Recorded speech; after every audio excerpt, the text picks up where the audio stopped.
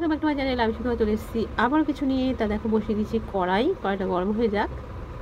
তা চিংড়ি মাছ ধুয়ে বেছে পরিষ্কার করে নিয়ে এসেছি। দেখো এখানে নিয়ে নিয়েছি পেঁয়াজ কেটে, লাগবে একটা 10 টাকা দামের আমল দুধ। বসিয়ে দিয়েছি কড়াই, তো গরম হয়ে গেছে। দিয়ে দেবো সর্ষের তেল, যেমন পরিমাণে যেমন লাগবে সেরকম দিয়ে। তাই সর্ষের তেল দিয়ে দিলাম একটা শুকনো লঙ্কা, দিয়ে দিলাম একটা তেজপাতা, দেখতে পাচ্ছ। এবার এটা একটু নাড়াচাড়া করে নেব। আর কিছু ফোড়নে আমি দিই না, তোমরা যদি ভালো লাগে তোমাদের দিও। তার সাথে দিয়ে দিলাম কেটে রাখা পেঁয়াজ, দিয়ে দেবো পরিমাণ মতন লবণ, দিয়ে দেবো সামান্য একটু হলুদ, দিয়ে এবার এটা ভালো করে ভেজে নেব একটু। এবার এর মধ্যে সেই চিংড়ি মাছটা দিয়ে ভাজা করে নেবো। এই যে মাছটা দিয়ে দিলাম পেঁয়াজের উপরে। এবার এটাকে ভালো করে একটু ভাজা করে নেবো সুন্দর করে। এই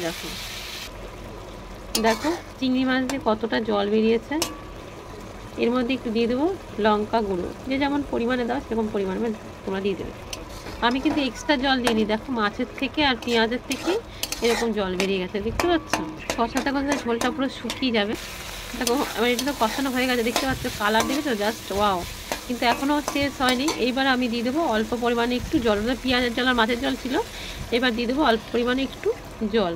এবার জলটা ফুটে উঠুক, তারপরে বাদ বাকিটা তোমাদের দেখাচ্ছি। দেখো ঝোল তো ফুটে গেছে।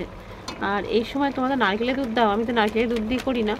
আর এই সময় দিয়ে দেবো এই যে আমল দুধের প্যাকেট, এটা 10 টাকা দামের প্যাকেটেই এই টেস্ট বদলে অসাধারণ করে দেয়, জানো। এই দুধটাকে আমি ভালো করে এতে মিশিয়ে দেবো। যা সবসময় তো নারকেল খাওয়াটা উচিত না, না। এখন তো জানোই দিনকালের অবস্থা, এখন প্রত্যেকটা ঘরে ঘরে মানুষের খুব শরীর খারাপ হয়। তাই তোমরা এরকম করে বানিয়ে খেও। আর ঝোলটা এতটা আমি রাখবো না, ঝোলটা একটু টানিয়ে নেবো। ততক্ষণে আমার আরেকটা জিনিস লাগবে, সেটাও আমি দিয়ে দিই এর মধ্যে, সঙ্গে থাকো। দেখো এটা এলাচটা থেতো করে নিয়েছি, তোমরা রান্নাতেও দেখবে আমি দিই। আর এটাতে দিলে না খুব সুন্দর যেমন টেস্ট হয়, সেরকম তার সাথে গন্ধটাও অসাধারণ হয়। এরকম করে কি তোমরা একদিনে খেয়েছো? অবশ্যই টেস্ট মানে বানিও বাড়িতে, খুব শর্টকাট, ঘরে থাকা উপকরণ দিয়ে সুন্দর হয়ে যায়, তাই না। আর সবসময় তো নারকেল থাকেও না, তার জন্য কি মালাইকারি খাবো না, কেন খাবো না।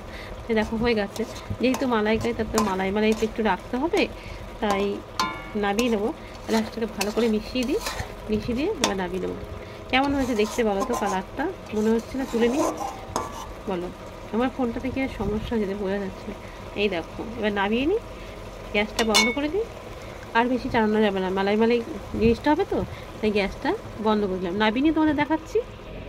তো এই বাটিটাতে নামিয়ে নেবো। নামিয়ে নিয়ে তো চলে এলাম। তো কেমন হয়েছে অবশ্যই কমেন্ট করে বলো। যারা চ্যানেলটাকে সাবস্ক্রাইব পাশে থেকো। সবাই সুস্থ থেকো, ভালো থেকো। দেখা হবে নতুন কোনো ভিডিওর সঙ্গে। এখনকার মতন তাহলে টাটা।